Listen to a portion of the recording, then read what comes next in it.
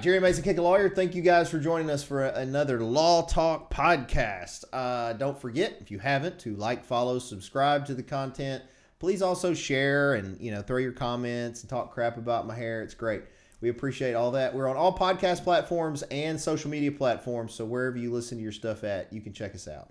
And then always, if you haven't yet, check out Michelle Allen. She's the go-to in the area if you're going to buy, sell, rent, lease real estate. She'd be glad to help you out. She's also a big community leader. She does commercial and residential property, so if you need help in the area, she'll help you with that. And, of course, Mason's High Octane Martial Arts has been open since 1993. We have 2 locations, one in Covington and one in Millington. Be glad to get you or your family on the road to Kickin and Punchin'. If you want to buy some new books, records, graded comic books, all kinds of cool stuff, signed memorabilia, you can check us out on the square in Covington, Jam Books and Records. It's one of our businesses up here. And then if you want to optimize your health, visit holistichealthhormones.com. My wife, Madeline, and Dr. Laura Huffman will be glad to help you and get you on the road to optimum health. And then if you want help with social media marketing, website design, commercials, videos, OnlyFans, recordings, visit masonitemarketing.com. All right. And joining me today is a returning guest. He's a friend of ours and a cybersecurity expert, Mr. Justin Reid Wallace. What's up, man? Hey. We were joking earlier because growing up, I knew him as Justin Wallace, and I think now as an adult, he goes by Reid. But it's kind of like people call me Jerry Wayne all the time that knew me from being a kid, right? Yeah, I still call you Jerry Wayne. And that's fine. I mean, I answer to it. It's fine. So if I call you Reid or Justin, either way. Yeah, so, I answer to both. So how's it going? Good, man. It's staying busy, raising kids. You got how many? 27 now? Yeah, just That's two. what I thought, just too. two. How old are they? 9 and almost 5. Okay. So they're both up and running around and getting into everything. Oh, yeah. Those are fun ages, though. I know easy for me to say, but when you're in the middle of it, it's like a lot. Yeah, it's a bit overwhelming at times. So I think fatherhood was one of those things where it's like I don't know if anybody is really prepared for that. It's one of those things you just gotta you can't prepare for it. It's one of those things you just gotta learn as you go. And it's been very rewarding, but it's also extremely challenging at the same time. So you get to see this little human that you raised grow up, but eventually they start talking back to you and developing their own little personalities and attitudes, which is just wait till they're teenagers. Just wait. I feel like I'm dealing with a teenager already, so I can't wait for the teenage years. Don't you? Is it a boy and a girl? Yeah. So I got 4, right, and they're of course grown, but the girl was way different raising than the boys. And the boys weren't even as rebellious. I just handled the boys better, I think, because I am a boy, and I sort of kid gloved my daughter. In hindsight, I probably should have let her run around and get rough and tumble like the boys. But there was definitely a difference when they hit teenage years. So, but it's part of it. It's a journey for sure. Oh yeah. Yeah. How's your wife doing? Good. So last time I think you were on, I can't remember if it had just started, but they had the Russia-Ukraine war. Yep. Was either threatening or kicking up, I think. And I bring it up because for those that don't know, and I guess you don't care if I share. Oh, yeah. Your wife is from Ukraine, right? Yes. And she still got family there. Yes. And so how has your household handled that war is still ongoing? Well, it was extremely difficult at first because, I mean, you just don't know. Like when we started seeing the Russian troop build up on the border, we had the same opinion as everybody else. So, like, there's no way Russia's going to invade. It's all saber rattling. It's posturing.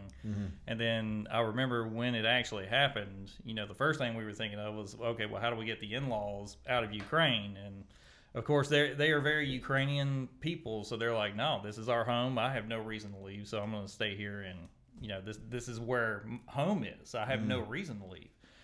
But it's been stressful every day. So, I mean, if you can just imagine, I think we're hitting, it's coming up on 5 years now.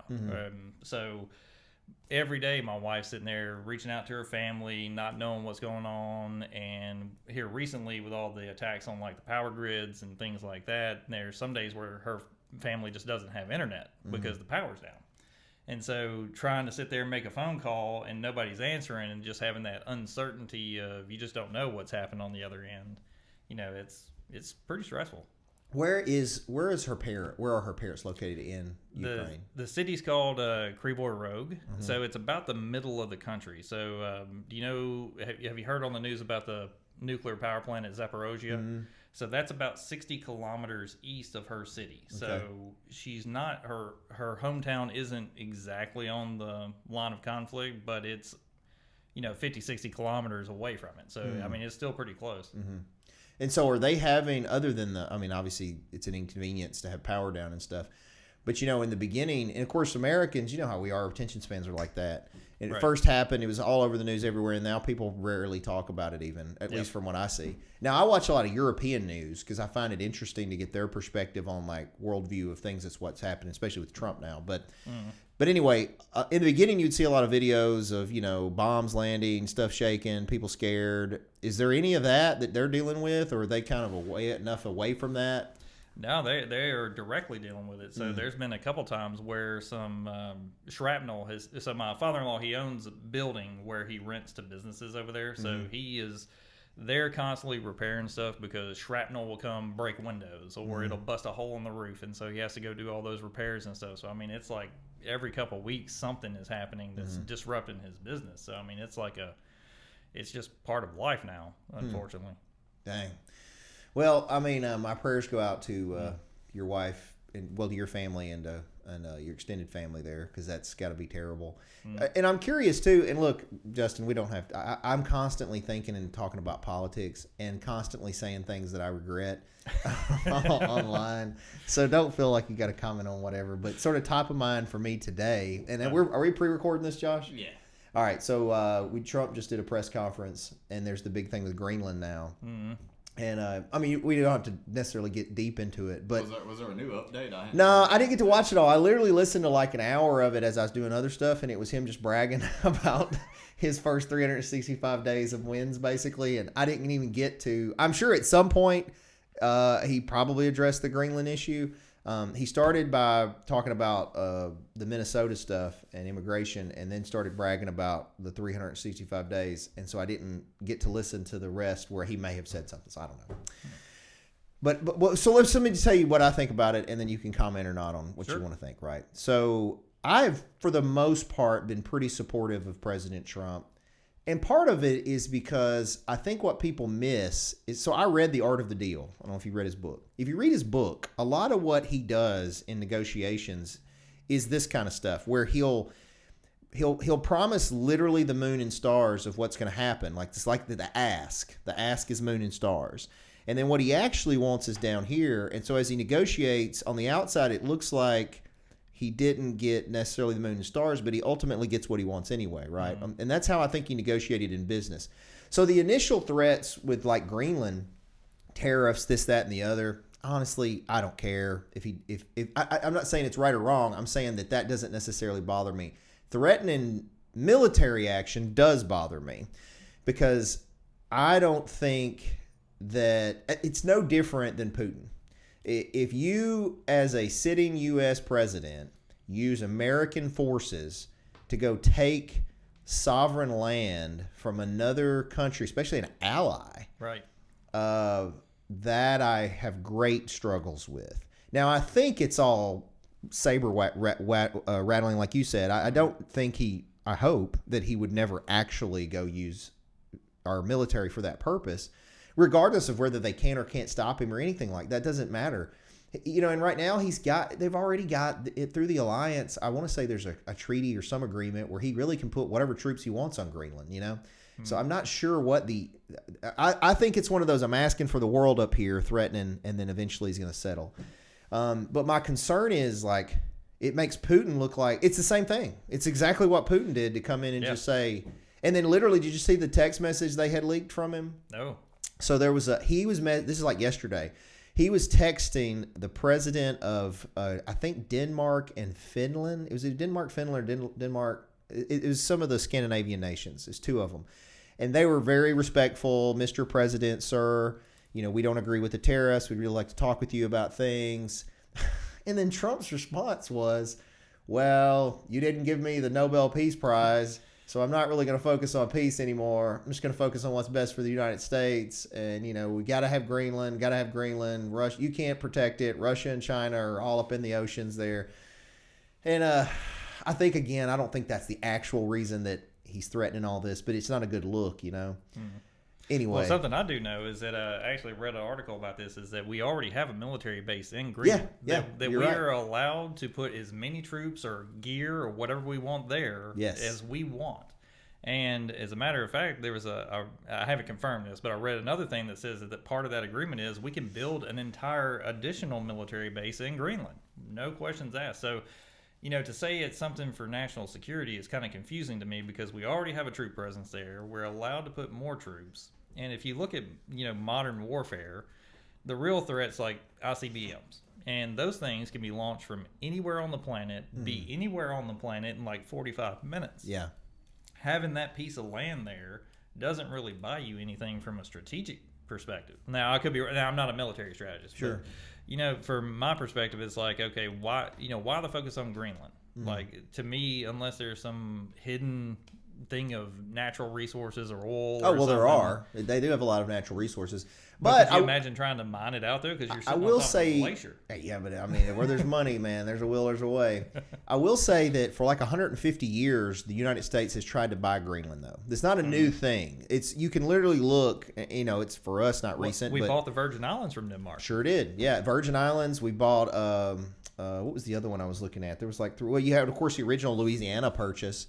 And then there's been multiple times throughout our history where we've negotiated to be interested in Greenland. So I don't have a problem with that interest and him pushing it, because he is kind of revamped the Monroe Doctrine. The Monroe Doctrine, for those that don't know, was President Monroe basically said, look, we are going to control the Western Hemisphere. Like, America's influence is in the Western Hemisphere, and then the enemies of America or anybody else stay out.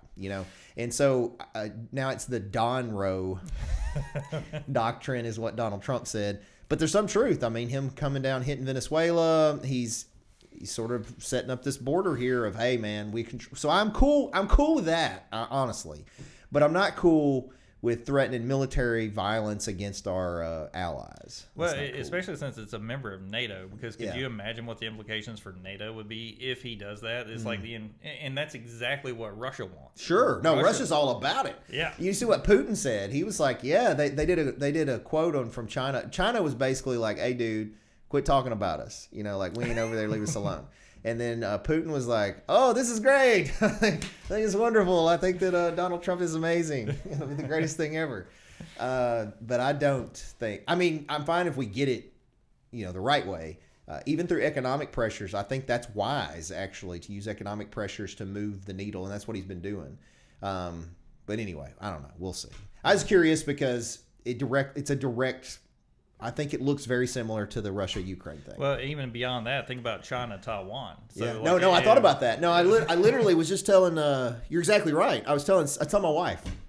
I said, I wonder if backdoor Trump has talked to, was it Xi Jinping or what it was the Xi Jinping? Xi Jinping, yeah, the guy in China. He's talked to Putin and all these leaders. They got a backdoor red phone to talk it. And I wonder if he's been like, look, man, stay out of my backyard. I'm going to stay out of your backyard. And the negative for Ukraine and for Taiwan is if that's the case, that's sending a message to China, go get Taiwan. Russia, go get you. Let's do a land grab all the way around. And what sucks for Europe is who's going to stop any of these folks?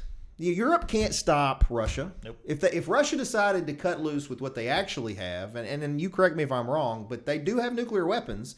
Right now, this conventional warfare has been sort of a standstill, but Russia's got the capacity, and then China and the U.S. does. And the military might of those three nations alone, who's going to stand against them? So I don't know. It just got me nervous about the whole thing. Yeah, well, especially you got, Alex is in the military. That's who I just got off the phone with. When I walked in here, that's who I was talking to. And he literally said, well, it looks like I'm probably going to Russia, is what he said. He's in, well, I guess I can say, he's back in the Spec Ops training now, right? So he's got to get through that. But he was saying that if he gets through it, that's what he anticipates, is that he might end up over there. So we'll see. Scary stuff. Yeah, I don't know. So anyway, you seen any crackheads? You hired any crackheads? No, I saw your Facebook post about that, though. Allegedly, you got some flack about that. Actually, I probably made it more flack than it was. I felt bad because the lady that was offended, I thought was going to get some heat from people basically saying that, look, he just said what he said. It's funny. I don't know if Josh has posted it yet, but I did a follow-up post saying that I should have just not said it, honestly. That was my ultimate decision. I personally think, without going into what the response was, I think that our other brother's response to I deleted Saquon, that. Yeah, I think that was the best possible response anybody could have had. I in the think- situation. You may have to text me that one on the side. You could, you can only imagine. You can't imagine. Yeah, you what can it was. imagine what it was. Yeah, I've known him a while, so I can imagine. I think more love is better than less. Why are we fighting over something silly? Just let it go. Yeah. Do you talk to Justin at all? I do occasionally. Well, usually the interactions are more like I find something funny and then I send it. Yeah. Pretty much our whole relationship, like all the Mason boys and me, has always been about comedy, right? Like Sure. we'd always find something funny, send it. Like I think I sent him some sort of Michael Jackson meme at some point. Yeah. Talk about the memes and the Instagram reels. Oh yeah, yeah. The potentially questionable content that we send back and forth, just like, hey, I found this funny. Y'all, I know y'all will find it funny. So that's usually the end. And that's a sign too of when you know somebody, if you know their humor. Oh yeah. On what they'll think's funny. Because I mean, and that was one thing I was gonna say on the whole crackhead thing.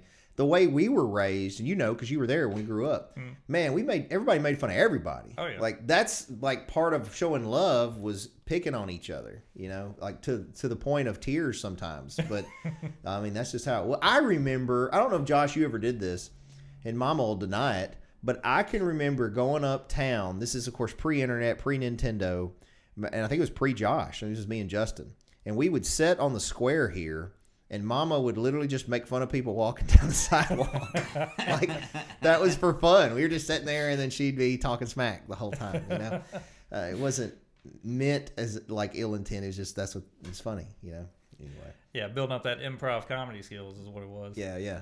So talking about those posts, let me ask you this, since you're into the cybersecurity. What do you think about AI and the development of AI? Well, I was actually, so I tried to quasi-prepare for this because I was like, okay, what are some topics that I should probably bring up? And AI is the big one in cybersecurity. And it's probably not the threats that you would expect, I would say. So the threats that I see with AI right now are more misinformation, disinformation.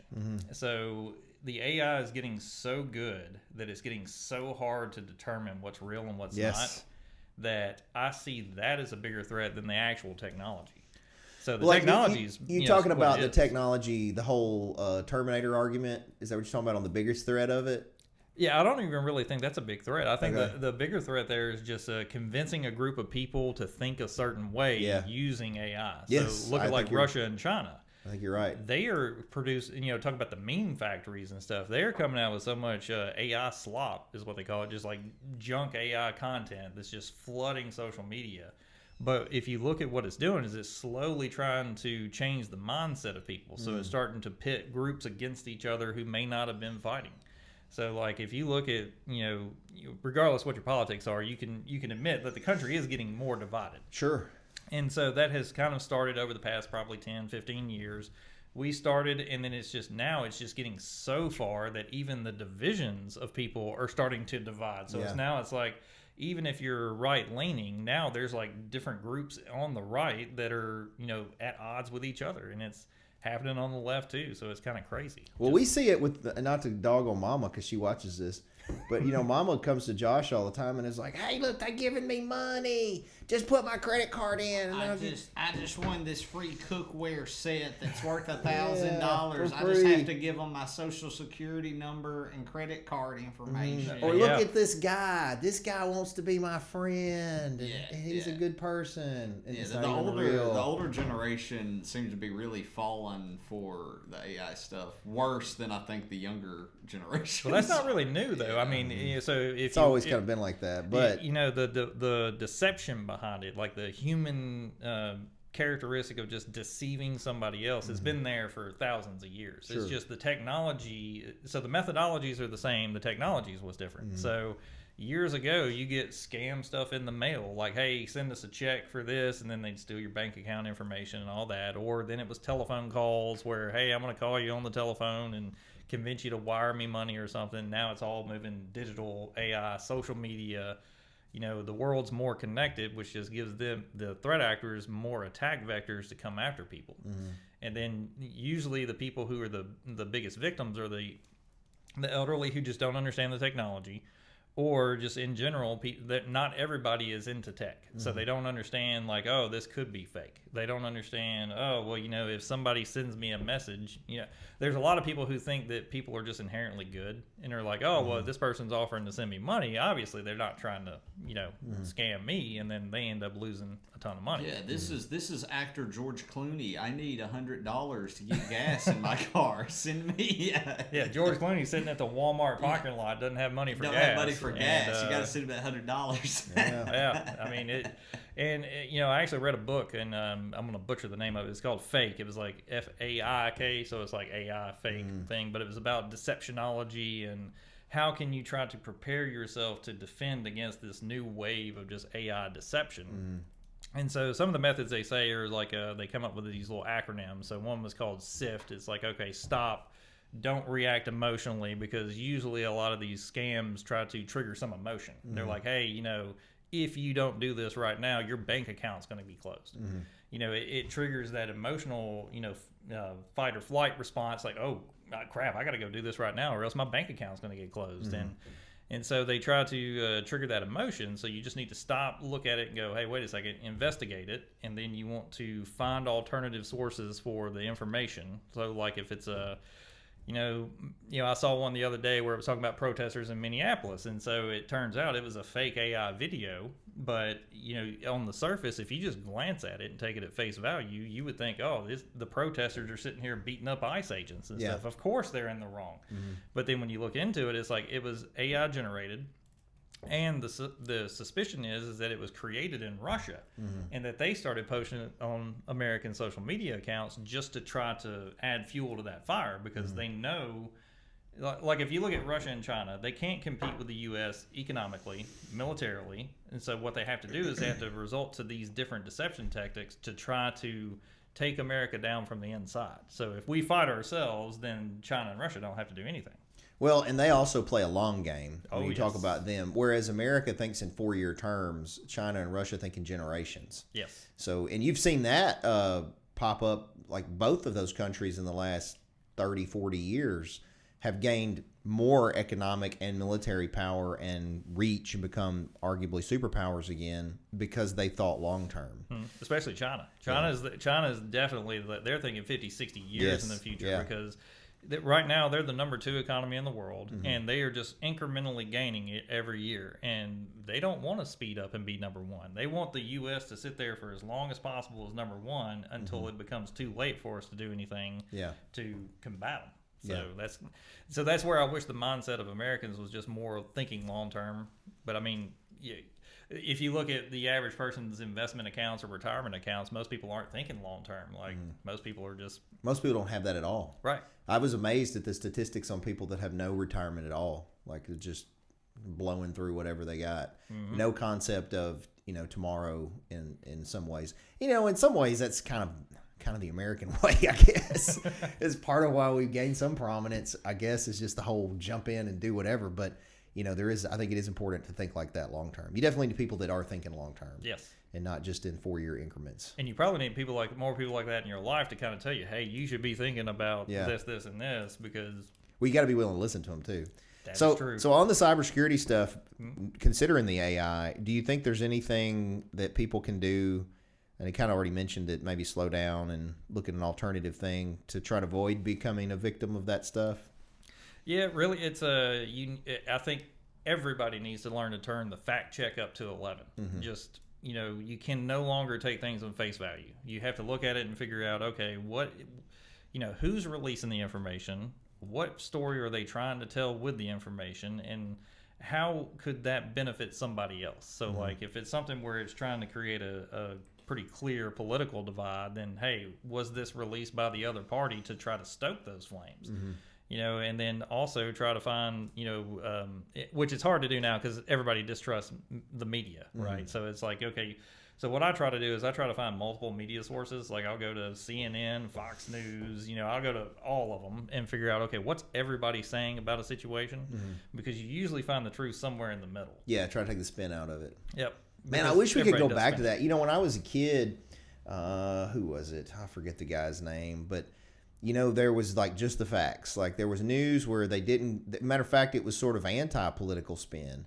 And then through the 80s and 90s, man, all of a sudden all the networks ended up having some kind of political spin on them instead of just giving me the facts. You know, that's why most of the news that I review, there are a couple of social media like influencer news people that I think are pretty unbiased. There's that young cat, I think he's British.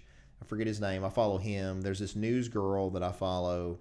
And honestly, that's where I get a lot of the stuff. Because they at least just give you the facts. They're not spinning it. So, yeah, you're right. See, that's why I used to like the BBC, because it was very dry, boring. Here is just the facts. You make the decision on how you want to feel about it. But I think where we went wrong was that 24-hour news cycle. Yeah. Because now they got to get, it's like it's all about ratings. So it's like, okay, we got to drum up some sensational something to get viewers. And I think once we started moving into that, and then other media outlets started copying it, that's when we now have, you know, it's really just more opinion piece than it is news.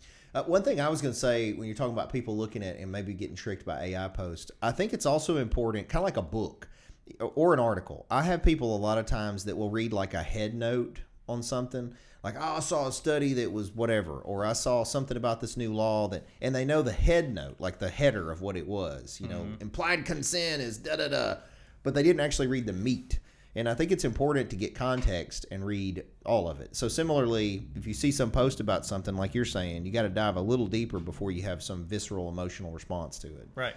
And speaking about research and stuff too, a lot of people will also read research and then take it completely out of context and miss the point. So, well, look, so I've been, on a side note, I was just telling Josh this. So I've been reading the Bible cover to cover. And part of it is because I never read it. And I run my mouth about being a Christian all the time and have never actually read the Bible. And one thing I'm finding interesting, and in the course of doing this, I found there are really two types of preachers' sermons. You have a preacher that does the sermon straight up textually, where this is literally a story, this is what happened, this is the lesson. And it's like pulled from the actual text and sort of gives you the context. And then you have the preachers that are theme-based, and that's where I want to preach about don't lie. Well, they pull this text from here, this text from here, this text from here. And when you go back and look, sometimes those texts don't even apply to what you're talking about. It's just taken out of context, like we're talking about. So my point is, I think in all fronts, you're right.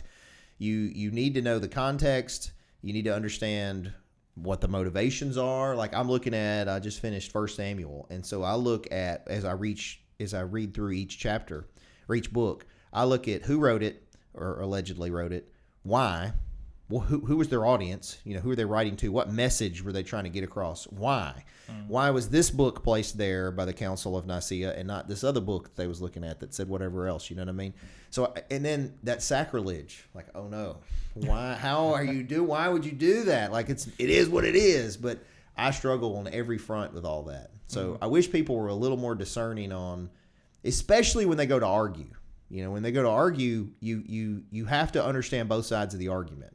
And a lot of people, I think, struggle. This left-right thing is a big thing. You know, you have people that are just adamant that a biological man, born a man, should be able to play in women's sports. And similarly, you have people that are just as adamant a biological man should never play in women's sports. And I'm not making a statement right now on which is right or wrong. I'm just stating that they don't understand the other argument. Right. And I think you need to be able to understand both sides to make your argument. So. Well, I heard it. So I never really did like debates or things like that, but I did hear a good debate skill is to take the opposing argument and try to defend it. So like what you do is you take that other argument, you try to come up, you do your research, you find the facts about it, and then you try to be able to defend the position you don't agree with. Yeah. And then that way it makes you better at being able to, one, attack that opinion because now you really understand it and you're not just taking it on face value again, right? But I wish people would ask that next question is really a big thing. Like, you know, when you see something, you know, it's like what's the thing that's happening underneath it? Like, what's the motive? What's the intent behind this? You know, I think that would help out people a lot. But unfortunately, I think we're in a very fast-paced world now, so it's more. You know, I got to get content, you know, like look at the TikTok generation, you know, 5-second clips and flipping through on the phone. people's attention spans just aren't there to sit there and look at something and go, I need to go look this up because I don't think this is right. Yeah, so you're right on the argument point. In law school, that's literally what they make us do. Matter of fact, because I was so anti-criminal defense lawyers, because I've been a cop, they would make me always argue the defense side. And so I had to learn, and I like winning, so I had to go and do the due diligence to figure out the weaknesses in the other side. And you're exactly right. That's one of the best ways to improve your own argument is that way. One thing I was going to say, you're talking about the short attention spans and stuff. There was a study that just came out. The generation, what is the current generation called? Is it Gen Z? I may have seen this. Maybe it's Gen Z. That now is the first generation in history that's not smarter than the prior generation. I did see this. Yeah. And so they think this is why. They think it's because they're living on these phones, and the attention span is so, if you look in the 1980s when we grew up, 80s and 90s, like we got Nintendo and stuff came up, but you were still interacting with humans. Mm-hmm. There was still, you still went to school and you didn't have this on you. You weren't on a screen the whole time. You had to have this human interaction. You had to touch paper and write. And I just think it's different when you're living behind. I think it's now proven that it's different when you're behind a screen all the time. Yeah. Well, I think it's what you're using that screen for. So I think the part of that study I think he said was when they're using the technology as the teaching tool, that's where we started to see this degradation in like average IQs, attention spans, all these things. But if you were to use the technology correctly, like not as a teaching tool, but as a supplement, I think that would probably be better results. Because, we had computers in school, and it was more of a supplement. Yeah, I'm real torn on it. So I teach college right now, and in my college classes, I have to create the syllabus. And in the syllabus, we have now a rule. The college requires us to put an AI advisement on what our position is on AI. And up till recently, my position was, you're an idiot if you're not using AI. Because that's the way everything's going. And so my policy was use it. You should use it, but you should check it. You got to fact check it, because especially we had a lawyer get disbarred. I think this is in New York or somewhere. This is a couple years ago, but he was drafting all his motions through AI, and AI is just looking at, man, this looks like a case, and it's quoting cases that don't even exist or making up cases that help the case. And the lawyer wasn't checking the sites. And I was like, so you use it however you want, but you're responsible to make sure those sites are accurate, because I'll go in and check that, But what I'm getting at is now I'm torn, because, we want computers. They do make our life easier. There's certain aspects they make easier. But my fear is, well, let me ask you this to see what you think. I know what I think. If we had, I just had this discussion with, I think, my wife again. If we lived in a world where all your essentials were covered, like a actual like utopia. Your food was there, your all your utilities were covered, your house was paid for, you didn't have to pay for where you lived, the bare minimum. You literally had like a basic standard income, right? And even your phone, like these are almost essential now. So even your phone's covered, like all your basic stuff's covered. So then you have all the time to do whatever you decide to do. Nobody has to work, right? What do you think the majority of people would do with the time? And the majority of people, the majority of Americans? Yeah, majority of Americans. Probably, it's an interesting thought experiment, but I think a lot of people would just sit there and veg. They would just vegetate. I think it'd be Ready Player One. I think you would have big, giant, fat folks just laid up. What was that cartoon? Wall-E. Wall-E. Yeah, Wall-E. Yeah. Like the people that are just had to get in the hover round. Yeah, I think that's what it would. The vast majority of people would do. You would like to think we'd be like, let's, cure all these issues and go to Mars and do all these great things in art, create art and music and all this. And I think the vast majority of people would just sit there. So if they had TikTok, that's what they would I know do that's all the day. thing. It's so frustrating, man, to see people just. I have a thing where it is what it is, and I have mine all the time with me too. But I try to, when I'm present with somebody, not have it, not be on it, right? Right. Like if I'm even at lunch or something, if I have to have, I'm sort of still on the clock, so to speak. So if a call or text comes through, I may check it real quick, but then I try to put it down. I try to not be one of those people that's like this while we're sitting here. Right. You know what I mean? it does get on my nerves, but I also think that's a sign that I'm old, because maybe it's, I don't know, because I've seen so many people now, you go in a restaurant and everybody is like this. They're literally sitting here with somebody and they're on their phone living vicariously through other folks. Yeah, it's crazy. Or they're sitting there taking pictures of food, which is that annoys me. Well, no, I do that. But I only do it if we go like some fancy place we're trying to remember what it is. But I I don't film like the whole interaction while we're there. That's what gets me is when they're on it all the time. Oh, I've been to dinner with some people who are obviously social media, like big Instagram folks, and so like they're sitting there. The as soon as the food comes out, they're like and then they're making like a video of like everybody's plates. And well, you're going to be making fun of me because we leave for Rome Thursday, and I'm going to be doing that. Well, okay, so if you're in Rome, no, well, I'm just mean if you're at Applebee's, I'm not going to McDonald's and filming it, but I don't know. I mean, because think about it, when we were kids, my dad, you remember, lived with a camcorder. That's how you didn't have the phones, and he was recording stuff with the camcorder all the time. That's how he captured memories. And now that's how we capture some of the memories, But I also think that in the process of trying to capture the memory, you're missing the memory. Yes. A lot of times you're missing the being present. It's like when you see people at concerts now, it's just the phone's up the whole time and they're looking at the phone. It's like, well, hell, why are you? Well, I get in trouble because with Yulia, like my wife, so we'll be at something and I'm not taking pictures because I'm sitting there like watching like the kids do something or something like that, and she's over there taking pictures, but she gets upset with me because I if you look at my phone and hers, she'll have all the pictures of the event, and mine will have like maybe one or two. Yeah. And like I went to a rodeo over this past weekend down in South Haven, and I think I took 2 pictures the whole time I was there. One to send to Mom because she's a big rodeo fan. Yeah. Second only for her love for the Kickin lawyer. Oh, yeah, no, I was going to say your mother. I think your mother may be a bigger fan of the Kickin lawyer than my mother. That is possible. And she's super sweet. Like she's always supportive of all the stuff we do, and she is a sweetheart. But she is a big, like she tried to hook me up with that rodeo guy. There was she was trying to get me to go ride a bull or something, a fake bull, I think, with some rodeo dude she knew. Yeah. Anyway, I appreciate it. Yeah, well, I sent that picture. I took one picture for that for Mom, and then Yulia's over there taking like all sorts of video. Well, now for her it was very interesting because she's from Ukraine, never been to a rodeo before, so it's all like a new experience. So a lot of her stuff was just taking videos to send to her parents, like, hey, here's what we're watching. But on the rodeo, I had to speak highly of my daughter. So we were sitting there, and at one point in the show, they brought out this guy who had trained a bull, and so he's riding the bull around like it's a horse. Had the bull doing all these tricks, and so one of the tricks he did was he got the bull to lay down on the ground, at which point my daughter looks at me and goes, "Ground beef." And I was this pride that swelled up. I was like, "Yes, kid, you're gonna go far." Yeah, that's very witty. Very witty. Nice. Unsolicited. She just came up with it on her own. It was awesome.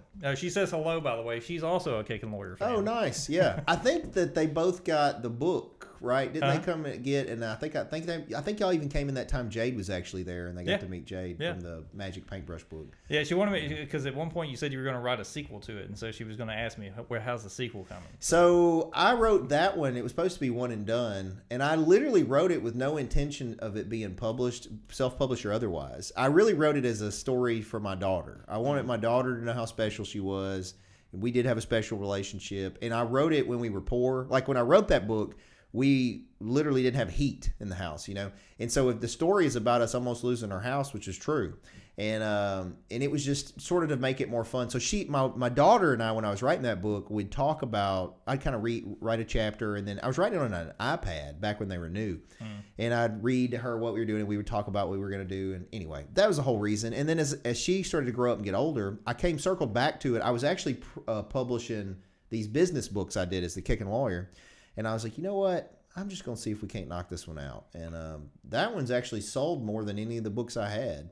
And I don't make any money on them. And matter of fact, the money that I make it goes to an account just for my daughter. It's just for her to benefit from it. Yeah, that's awesome. But anyway, yeah. So to answer your question, the sequel is not going well because but I am writing another book called Letters to Jonas for my grandson. And I'm writing it from the perspective of his grandfather because I have this fear I'm going to die and he's not going to know me. So I'm writing like what lessons in life I would like him to know that I would pass on to him. So I literally have the chapter on forgiveness, a chapter on being angry, and just things that a grandfather would tell your grandson. Yeah, invest in SPY, that too. Invest in what? SPY. SPY. S&P 500. Oh yeah. I do invest in the, but I try to do well. We won't even go into that. It's another. I had another question I was going to ask you, sort of cybersecurity wise, on the AI stuff because you're sort of in this field. What is your feeling now on the whole potential worst case Terminator AI takes us all over? What do you think? I think if it is possible, we are years away from it because just. I don't think that. I don't know. I saw a robot doing kung fu the other day. Yeah, it may have been an AI video though. That's true. I think it's very true. It's very true. Yeah, so I don't really think that's going to be the issue there. So I think that because we had this big fear about people losing jobs, like AI is going to come in and replace all these jobs, and that really hasn't kind of happened. There's been a couple fields that have probably been impacted, but as far as it becoming like self-aware and taking stuff out, I don't know at this point if I'm not concerned with it now. 50 years from now, that may be a concern, but I'm not at this point. I'm more worried about humans than I am the computer, because the humans are the ones who are going to misuse this technology. The computers are just going to do what they're told. So, I don't really see a Terminator scenario, but I could see it being more that we go into like World War Z, not with zombies, but just like collapses of government functions and stuff like that, and society breaking down because of the division. That I could see as a more potential threat than AI going all Skynet on us.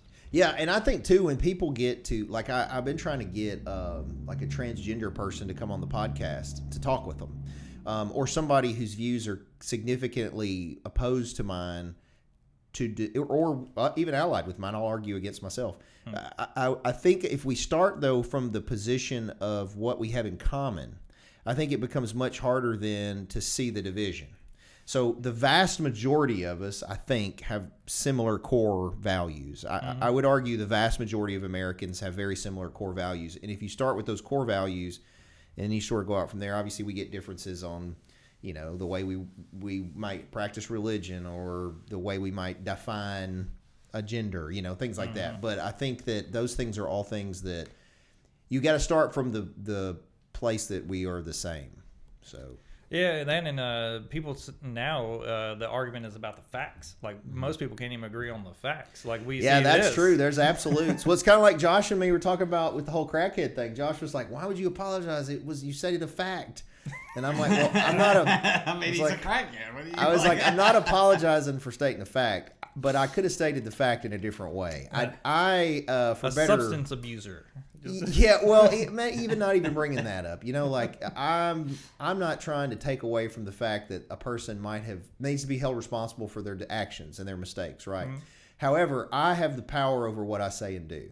And I had the power to use a better choice of words, and I didn't. And that was a mistake. So, well, at least you're there admitting that you made the mistake. No, look, I'm telling you, a year ago, I wouldn't have admitted that. I'm just being honest. But I'm trying to grow as a person, and it's all because of the grandkid. That was the big catalyst. Ask you if that was the catalyst. When I heard I was going to become a grandfather, I was an okay dad. I mean, you'd have talked to my kids about it, but I think there's a lot of things hindsight I would have done different and better. And unlike you, where you've kind of become a father when you're an actual kind of established adult. I became a daddy at 18, so I didn't even know who I was, and through my 20s was trying to figure all that stuff out and being a parent. So hindsight, there's a lot of things I wish I had done different. Saying that, though, I feel like now because I recognize that perspective, I have the wisdom to know I should have done better. I've sort of went on this journey to try to prepare myself to be the optimum grandfather, the mental, physical, and spiritual guide for this little person that will now be my sole grandchild.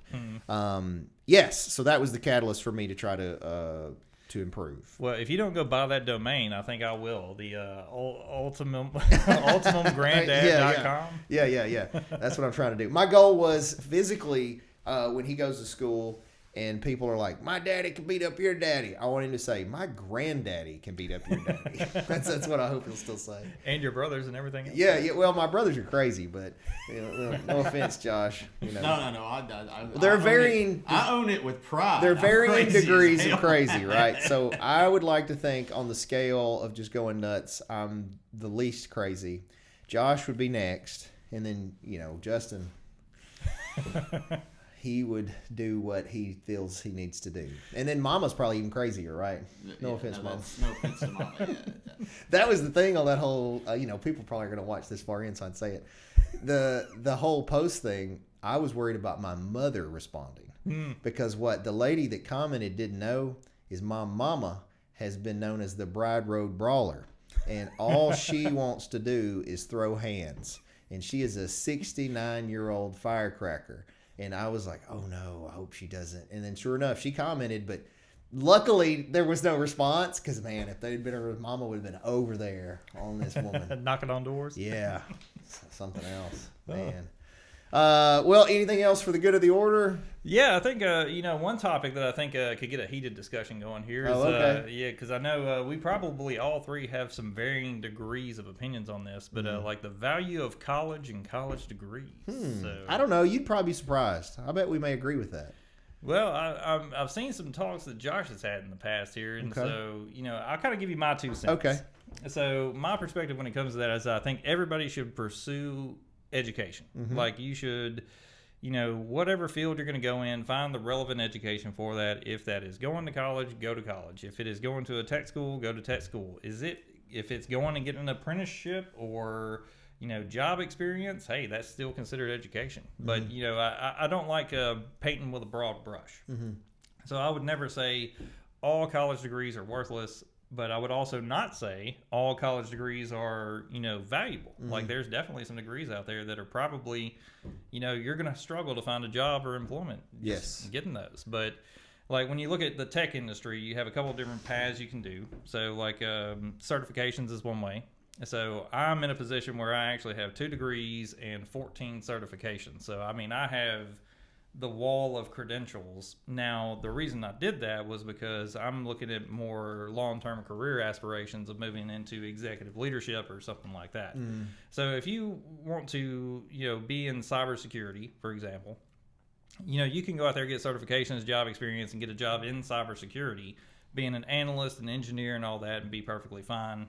But when you want to start getting into like management or executive leadership, then the issue, and this is a real problem with AI, is a lot of companies now are using AI to filter applicants. So they'll say, we want to post this job, but we want to require a bachelor's degree. And then if you don't have that, then the AI is going to kick out your resume before a human ever sees it. So you don't even stand a chance. So, if you decide that you don't want to pursue college, then you got to find a company and just kind of work your way up through there with internal recognition, where it would be easier for somebody on the outside with that degree to just make it past the filters. So. Yeah, I agree with you.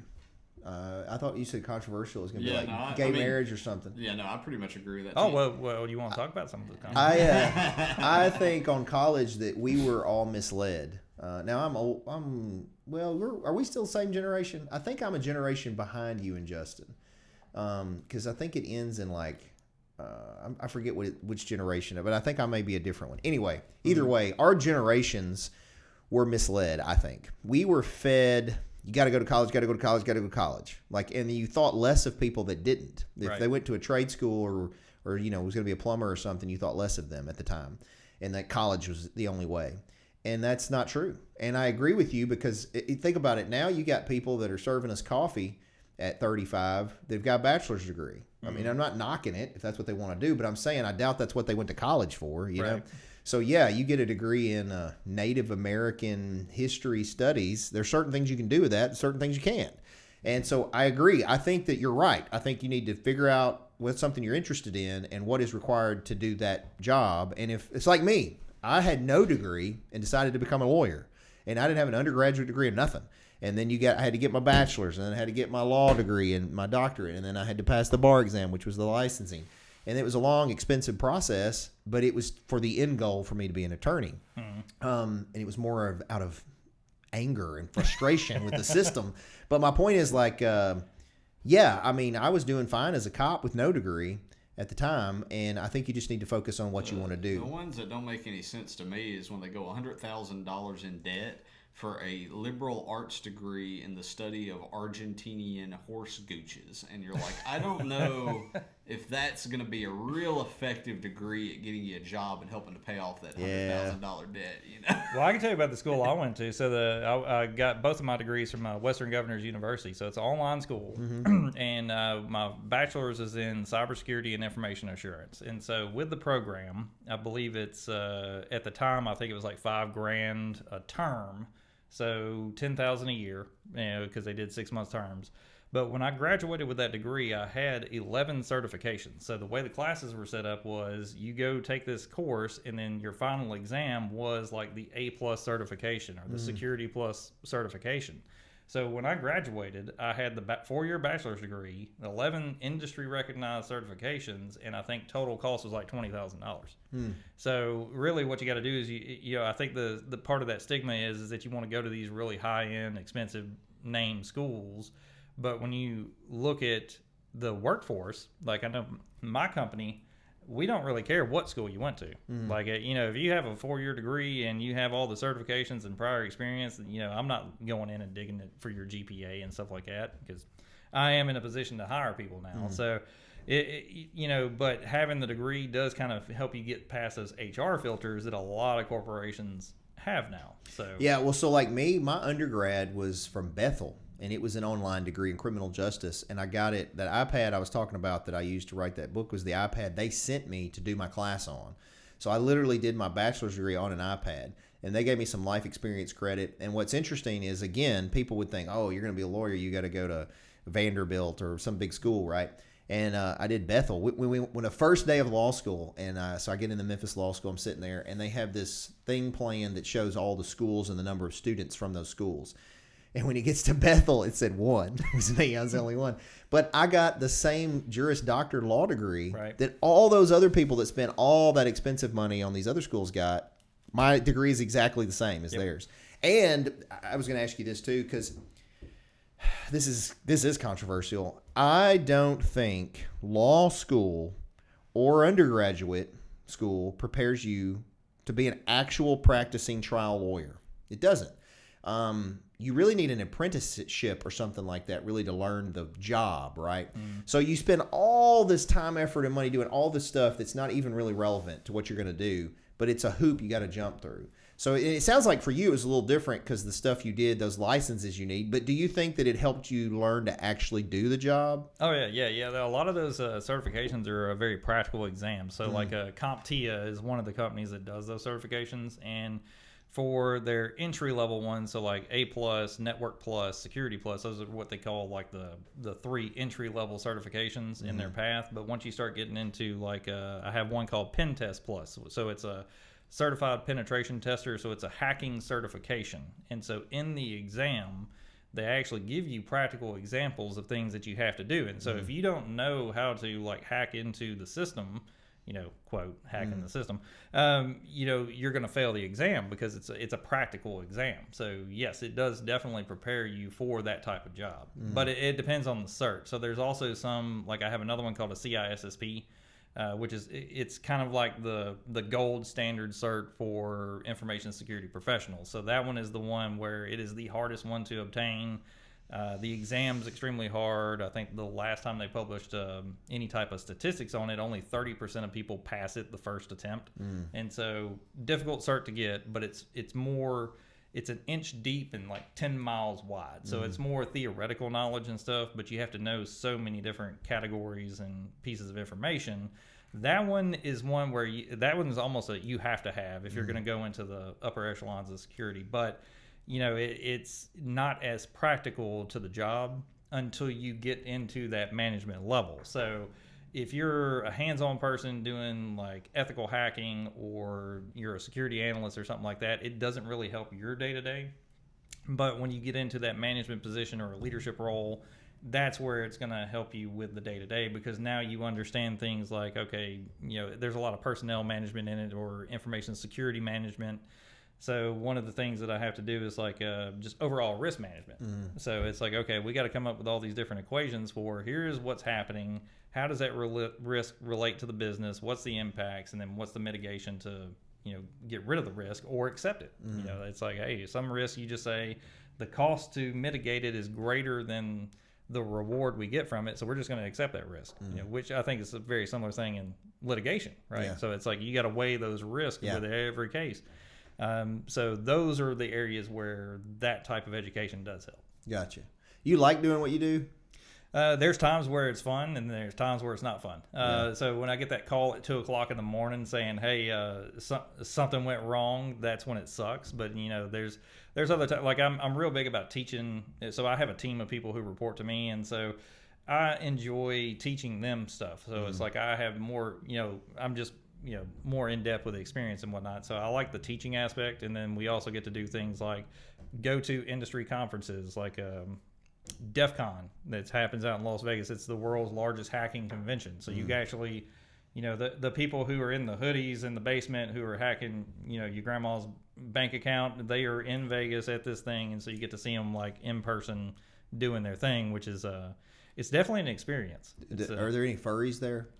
Unfortunately, I shouldn't say unfortunately, and not to disparage the furries in your audience, but I shouldn't call them furries either, right? I'm gonna get fussed at. No. I think they called themselves furries. So what was funny? So this last year, Yulia went with me before my hacking conference, and so the hotel we stayed at also happened to be the hotel where the furries who go to DEF CON stayed at, and so I had to. So wait. There are furries there. Yes. Is what you're saying. Oh yes.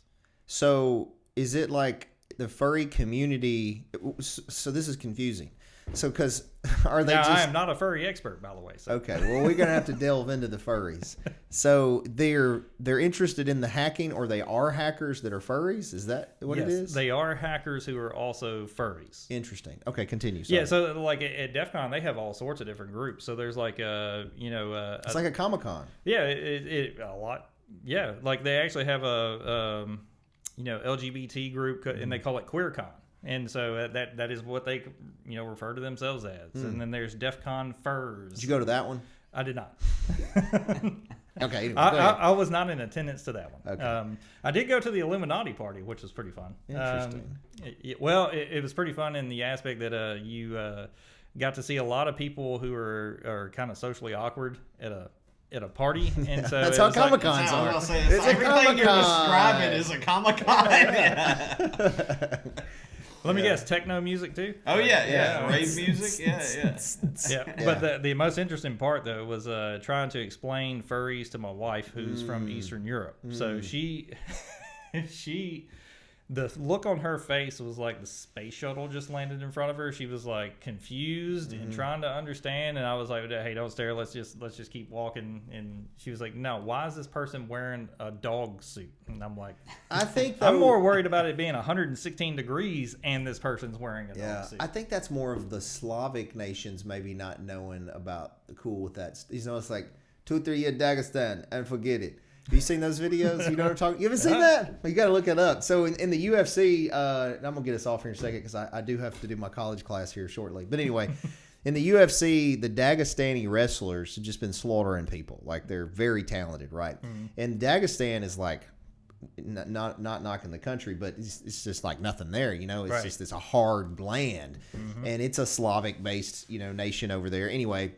But there's these memes going around when you got like a sort of an effeminate male or a kid that's sort of showing some of it'll clip to this UFC fighter going 2 or 3 years Dagestan, forget it. In other words, you send him to Dagestan for 2 to 3 years, that ain't gonna be an issue. You know what I mean? So my point though is I think that that's a hard land, man.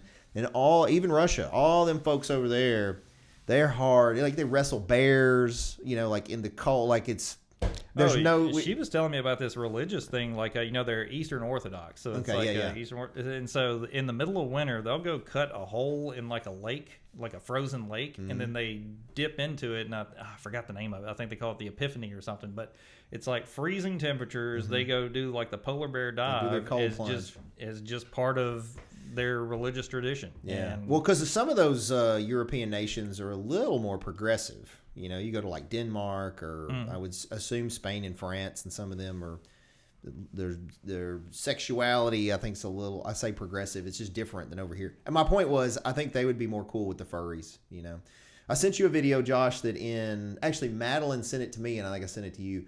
It was like Seattle, Washington has a furry bar that's open now. It's a full-time furry bar. Oh yeah, there's exclusive furry Comic-Cons that are exclusively for furries. It's like all that goes to them and stuff. So. Hey man, I'm a libertarian. You do you. I just do find it very interesting that's. It would probably be a good party to go get observe. you going. I don't know. I wouldn't want to smell it. Yeah. Just being honest. You should dress up like animal control with a big net and try to catch it. And go in there, instead of it say ice, it says ace. Animal control and enforcement. Yeah, no, that'd be offensive. They'd probably beat me down, especially if it was I think somebody did that, and they actually got kicked out of a furry convention for being animal control. Like, I'm pretty sure I've seen a video of this. Yeah, but I don't know. We always talk about furries. We always end up talking about that. And what's the other thing Madeline always tells me to talk about? You talk aliens. about the transgenders a lot. Transgenders, That's the other one, yeah. I just don't understand it. That's the thing. Is like I want to talk with somebody, and I'll talk with a furry. Hey, if you're a furry, holler at us, man. We'll let you keep the outfit on. We fumigate first, I was whatever. About to say, I think I probably know like 20 or 30. Yeah, I just don't understand it. So I mean, and that's like I said at the beginning. We were raised. I'm not making fun of them independently. I make fun of everything, everybody. You know, me and Josh make fun of each other. You know, it's part of our love. So I just don't understand the transgender thing. I don't fully understand, and the furry thing. I don't fully understand. I mean, I support your right to be yourself as long as it doesn't affect me or my children. But I just don't. Agreed. Yeah. So you go do you. So anyway, well, Reid, thanks for being on again, man. It's good to see you. I feel safer knowing that you're at least protecting your company. I'd feel more safe maybe if you worked for the government and you're maybe protecting us a little bit. Well, you know, that is one of the areas I've actually thought about trying to go into, is helping like small, medium businesses, you know, figure out cybersecurity and stuff, but I haven't really made that plunge yet. They need it. I mean, there are companies that we pay big bucks for, but I'm sure it's not safe like it needs to be. Especially, and I'm sure they're bigger companies than us that spend bigger bucks. So could be something. Well, most people aren't spending enough. That's the issue. Well, and tell your children I said hello. I will. And thanks for asking about the book. I'm sorry I don't have a follow up. And tell your lovely wife I said hello also. Will do. You know, I had years ago when you came on, I had said it'd be great for our wives to meet and let's go eat dinner or something. So you just have to remind me. Yeah. And we'll do it. Oh, I just got to bring the kids in tow, or I got to find a place to leave them. I don't Josh care. can watch I like them. kids. That's right. Yeah. That's right, Josh. Uncle Josh over there. See how that goes. It'd be like Uncle Buck. Yeah. Probably the least qualified person to watch a show. He'll just put them in front of the TV. He'll do what we said don't do. And I appreciate all you guys, especially if you get this far and you watch. Thank you. Thanks for watching. Please like, follow, subscribe to the content, share it, comment on my hair and all that stuff. We're on all social media platforms, TikTok. We're trying to get, again, the traction on YouTube. Maybe after Justin can tell me why I don't. I know why they don't. I don't have boobs. They don't follow me on Instagram and YouTube. And then Michelle Allen is your go-to in the area if you're gonna buy, sell, rent, lease real estate. She does commercial and residential property. She'd be glad to help you out. She's also a good community leader. Been a long-time supporter of our show. If you want to learn some discipline, self-control, confidence, integrity, visit masonsmartialarts.com. We have a school in Covington, Tennessee, and Millington, Tennessee. Be glad to get you on your journey to black belt. And then if you're interested in books, records, signed memorabilia, or graded comic books, come see us at Jam Books and Records on the Square in Covington. We're open Monday through Saturday. Got a big 2-year anniversary coming up real soon. And then Holistic Healthcare and Hormones is my wife and Dr. Laura Huffman's clinic. You can visit holistichealthhormones.com, and they'll get you on the road to optimizing your health. And then last but not least, if you want help with your own social media, marketing, branding, videos, etc., just visit masonitemarketing.com. Josh will be glad to get you set up. And I hope you have a good rest of your week. You guys keep kicking.